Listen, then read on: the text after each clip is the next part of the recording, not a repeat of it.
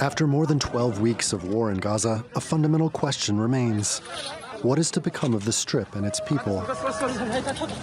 Now, Israeli media reports allege the government of Benjamin Netanyahu has held secret talks with the Democratic Republic of Congo for a, quote, voluntary resettlement plan.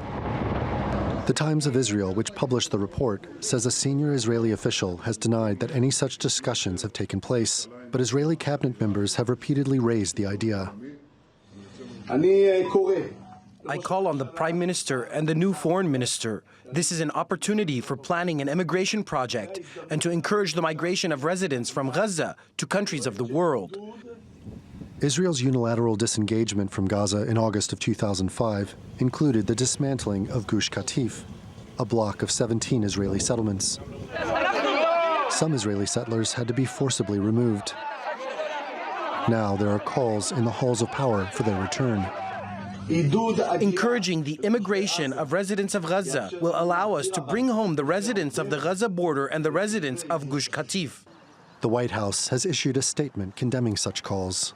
That statement does speak for the United States government and for this administration in terms of our complete refusal and rebuke of any forced displacement outside of Gaza of any Palestinians. We have made that clear to our Israeli counterparts in private sessions. We certainly have made that publicly, and that's not going to change. U.S. officials have dismissed fears that Palestinian resettlement is seriously being considered by Israel.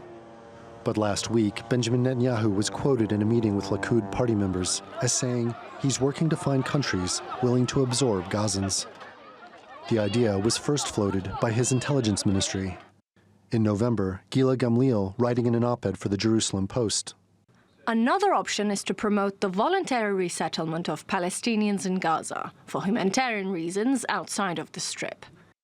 Instead of funneling money to rebuild Gaza or to the failed UNRWA, the international community can assist in the costs of resettlement, helping the people of Gaza build new lives in their host countries.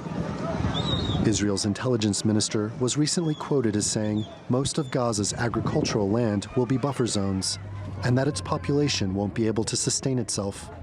With so much of the Strip in ruins, if resettlement becomes a reality, it won't be a choice at all. Randolph Nogel, TRT World.